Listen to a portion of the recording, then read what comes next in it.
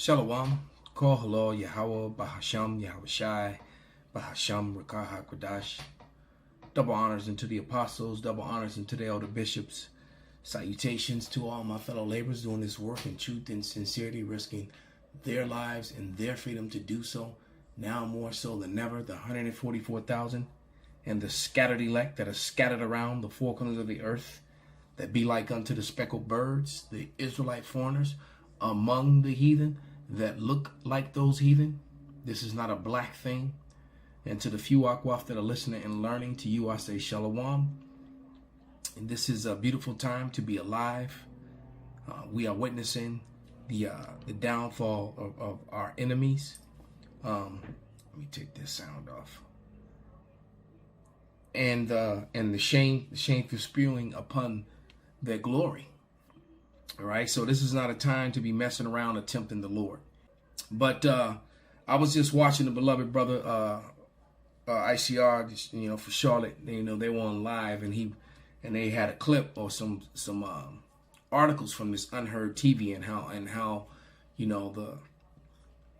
the white Christian church is arming themselves and how they need to take back America. And the problem is why.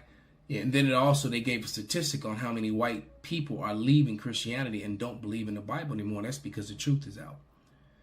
They've a lot of them have come to the understanding that though they may hate the Hebrew Israelites, they know that a lot of things that they're saying is true, and a lot of them have come to the understanding that that they are Edom and that the Bible is not for them, and that's only something that's going to continue to grow.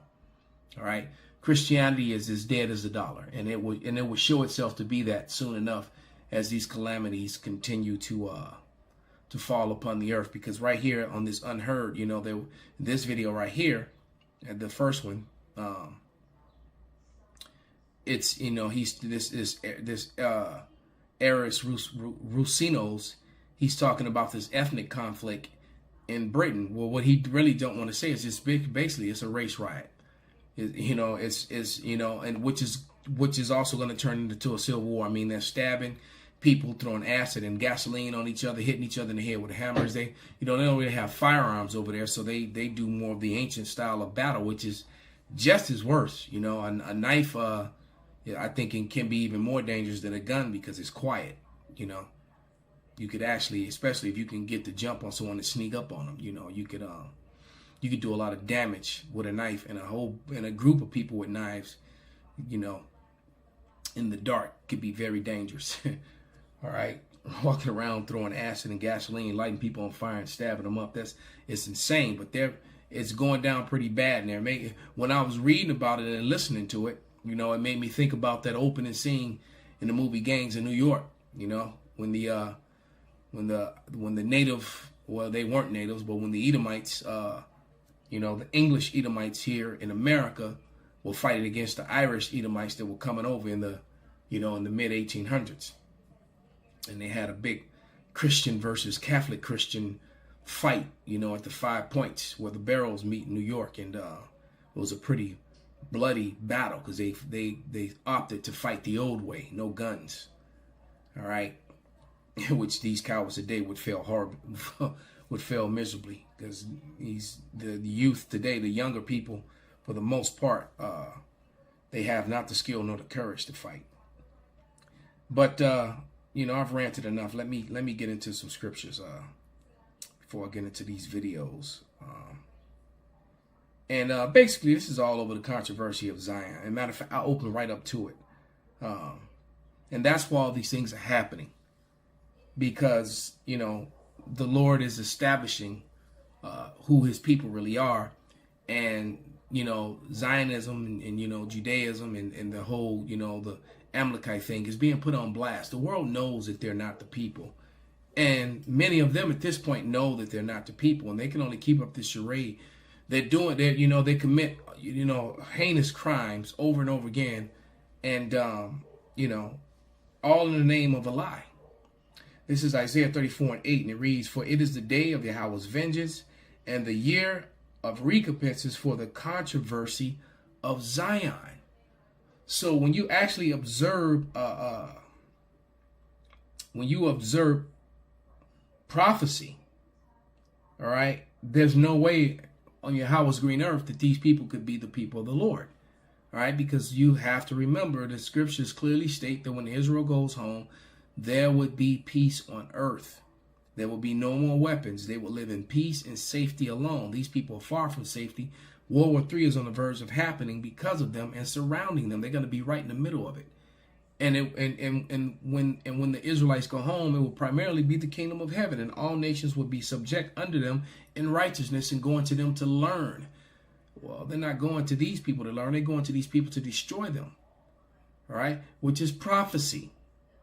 All right, Ezekiel tells you that the Edomites, the Amalekites, would the nation of Amalek would get the land of Israel in the last days.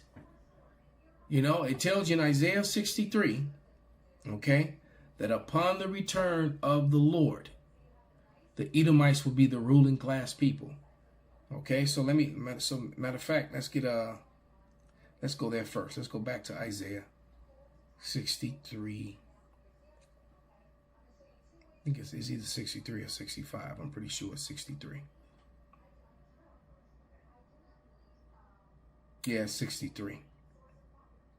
And once it's even saying here that his vengeance is in his heart, just like in Isaiah 34. Matter of fact, let me just make a little note there.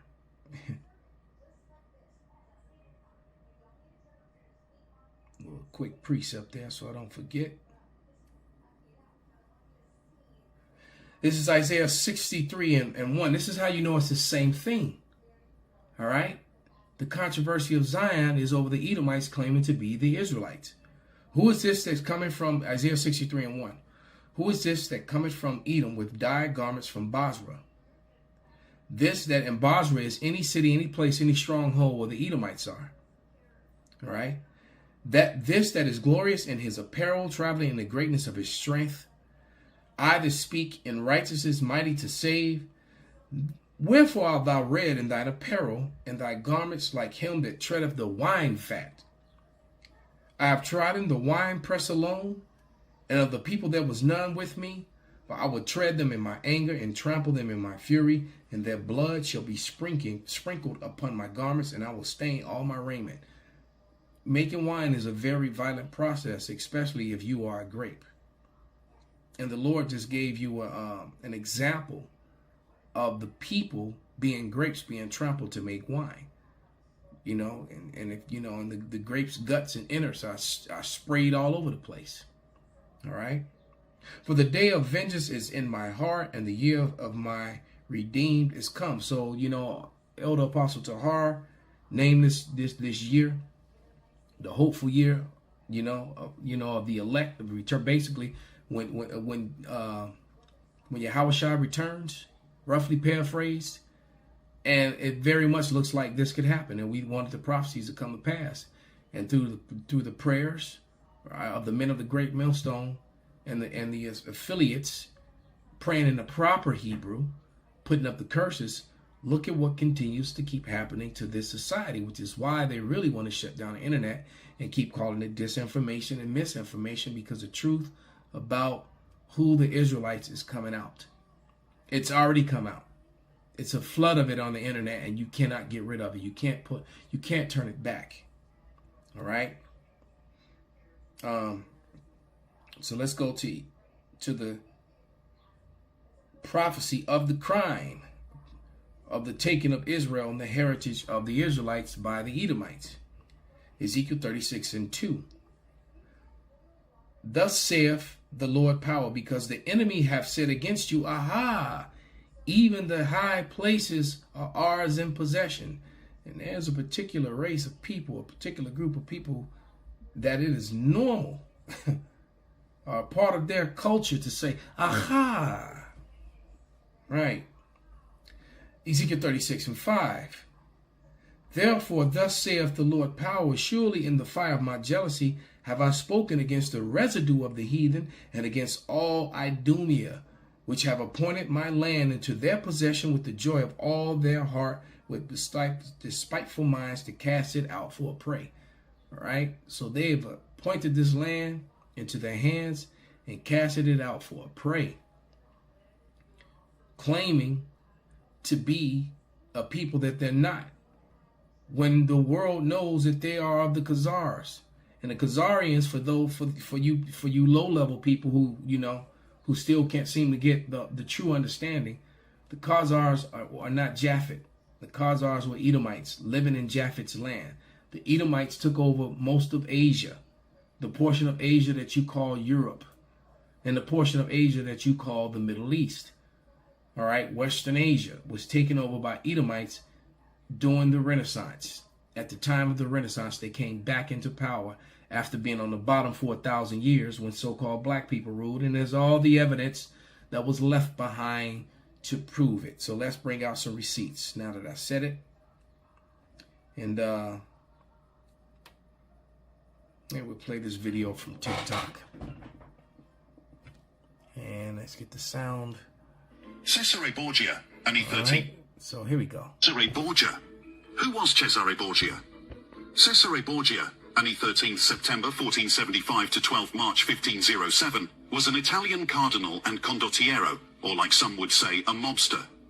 He was an illegitimate son of Pope Alexander VI and member of the Valencian House of Borgia. His fight for power was a major inspiration for the book The Prince, by Niccolo Machiavelli. The Borgia family was famous for the enormous amount of political power they wielded in the 14th and 15th centuries, particularly within the papacy. They were often accused of crimes like simony, nepotism, murder, and incest. However, in an effort to keep black slaves oppressed so that they could sustain their rulership in Rome, Pope Alexander VI hired Leonardo da Vinci and Michelangelo to paint all of the images of the Black Christ in Europe in the image of his son Cesare Borgia. Since both of these artists were well known, a competition broke out between the two to see who could impress the Pope more by making a new image of the Pope's son that would deceive the world into thinking that Cesare was Jesus. And I've read that book. So the majority of the images displaying the white European-looking Jesus that we see in paintings today at churches and Christian stores is actually a picture of Cesare Borgia, not the Messiah. But Leo and Michelangelo didn't just stop there. They painted all of the people of the Bible to be white, deceiving the entire world of what the people of the book really looked like.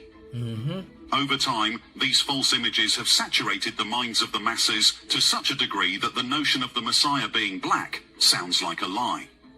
Many people, especially the black people, regard the notion of the Messiah and the disciples being black as an attempt to instill black pride in our race, rather than considering if it could be true or not. That's the excuse they use.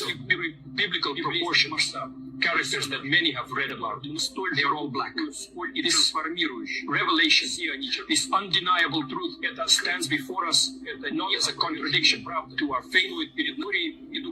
Russia, from this day forward, let us proclaim our nation under the guidance of Black Jesus. It's only been days now, the 23rd of this month of March, 2024, since the Russian President Vladimir Putin addressed the nation in Moscow. In a resounding video, today, Vladimir Putin reveals to the world a secret that Europeans have been hiding from Africans for more than a millennium. From Israelites, that the person not of the name, Africans. Jesus, was black. as some of us should already Africans have are known, when Hamites, the European enemies to the Renaissance Israelites, a happened, different all the dark global race of images were people. seized and whitewashed by Michelangelo and Leonardo da Vinci. These are the pieces that for centuries were anchors for spirituality in Russia. Icons installed magnificently in churches, privately. So, you know, that's enough on that. The evidence is overwhelming, and there are thousands upon thousands of other relics, even older than those, in different parts of Europe. Italy, Sweden, Denmark, Amsterdam, France, Portugal, wherever you go.